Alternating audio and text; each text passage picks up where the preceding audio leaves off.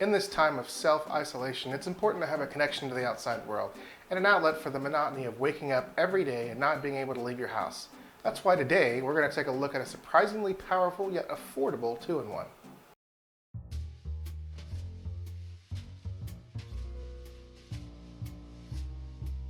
When we first got the Lenovo Flex14, we were a little skeptical. We didn't need it to do much, just be able to surf the net, write a few scripts, and do some light video conferencing. What we got was much more. The Flex14 model 81SS000D US that we got is an AMD powered laptop that shocked us with how well it performed. It's powered by the Ryzen 3500U mobile processor with 4 cores and 8 threads. It has a base clock of 2.1 GHz and a boost clock up to 3.7 GHz. All of that while only using up to 35 watts of power. It comes with 12 gigs of DDR4, 4 gig onboard, and a single SODIMM slot that holds another 8 gigs. This can be easily upgraded to a 16 gig DIMM for a total of 20 gigs. Not that it's really needed in everyday use. It has Vega 8 graphics chip built into the CPU to allow for playing some games at low to modest settings. The graphics chip shares system memory, up to 2 gigs of the RAM, so unless you're trying to use this for something really intensive, it works fairly well. I/O is pretty good with HDMI out, an audio port jack, 2 USB 3.1 Gen 1 Type A ports, and 1 USB-C non-Thunderbolt port. A little disappointing there. It does come with a 4-in-1 card reader and a fingerprint sensor. This model also comes with AC wireless 2x2, Bluetooth 4.2, and a standard webcam with a sliding security lens as a nicety. The main chassis is plastic, so it's not the sturdiest model we've had, but it's good enough that it doesn't feel like you're going to break it when you want to carry it in one hand, especially in tablet mode. The screen is full HD IPS panel with touch.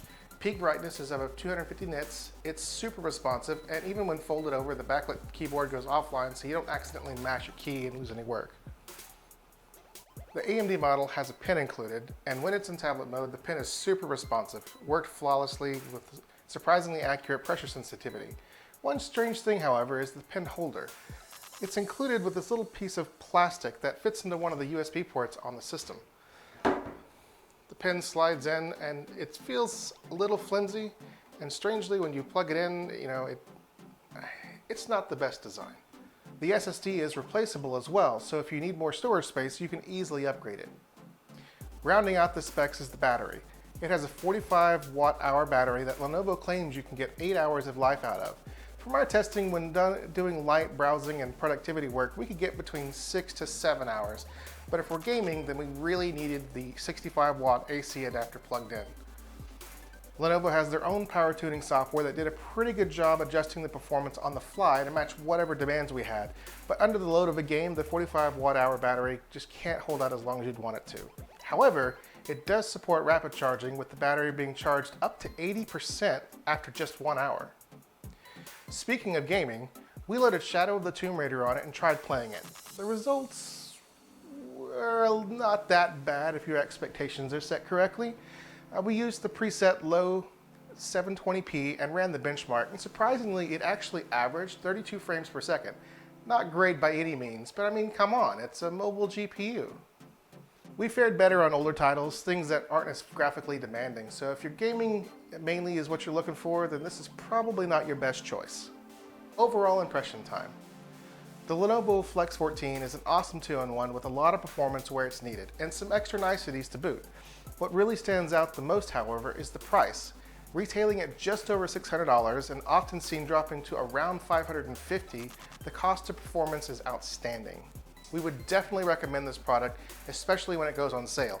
Whether you're a student or someone who needs to be able to get online, need to do some light video editing and gaming, but don't have a ton of cash, this is definitely worth considering. So thanks for watching, guys. Hope you enjoyed our video. Remember to like, subscribe, and turn on the notifications so you don't miss anything. We have more to come.